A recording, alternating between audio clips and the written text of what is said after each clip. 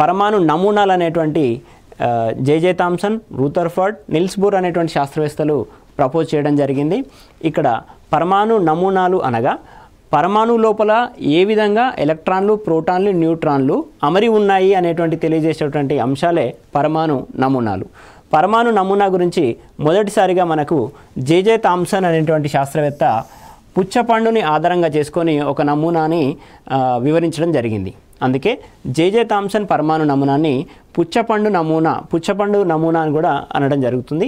జే Thomson అనేటువంటి శాస్త్రవేత్త పుచ్చపండులో ఉన్నటువంటి గింజలు ఏవైతే ఉన్నాయో గింజల్ని రుణావేశ కణాలుగా, అదేవిధంగా పుచ్చపండు లోపల ఉండేటువంటి గుజ్జుని ధనావేశపూరిత కణాలుగా వివరించడం జరిగింది.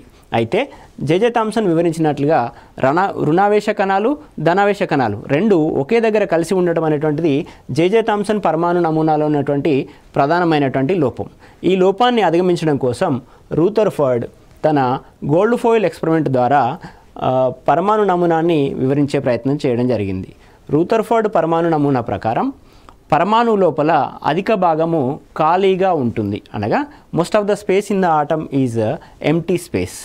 అదేవిధంగా పరమాణు యొక్క ద్రవ్యరాశి అంతా కూడా పరమాణు యొక్క కేంద్రకం దగ్గర నిల్వ చేయబడి ఉంటుంది.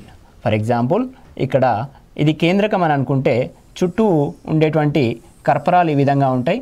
కేంద్రకం లోపల పరమాణు యొక్క ద్రవ్యరాశి అంతా కూడా కేంద్రీకరించబడి ఉంటుంది అని రూథర్ఫర్డ్ చెప్పడం జరిగింది తన గోల్డ్ ఫాయిల్ ఎక్స్పెరిమెంట్ ద్వారా.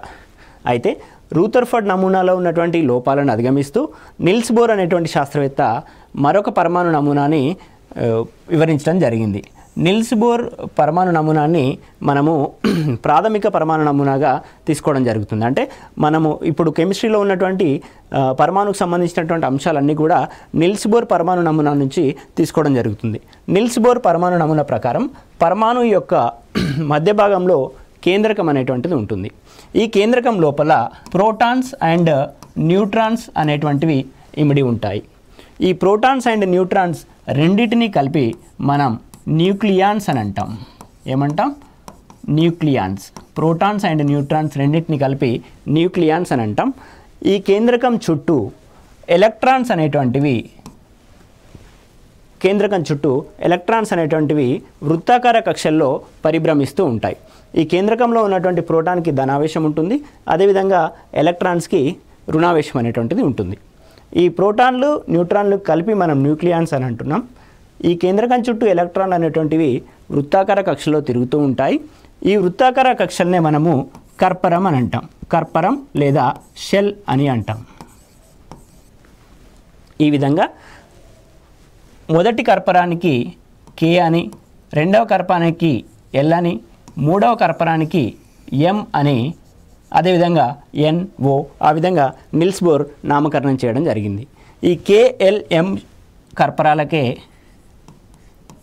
n is equals to 1, n is equals to 2, n is equals to 3 అని నెంబరింగ్ ఇవ్వడం జరుగుతుంది. ఏదైతే ఈ సంఖ్యలు ఇవ్వడం జరిగిందో ఈ సంఖ్యలనే మనం ప్రధాన క్వాంటం సంఖ్యలు అని అనడం జరుగుతుంది. ఇది బేసిక్గా పరమాణు నమూనాలకి సంబంధించినటువంటి అంశాలు.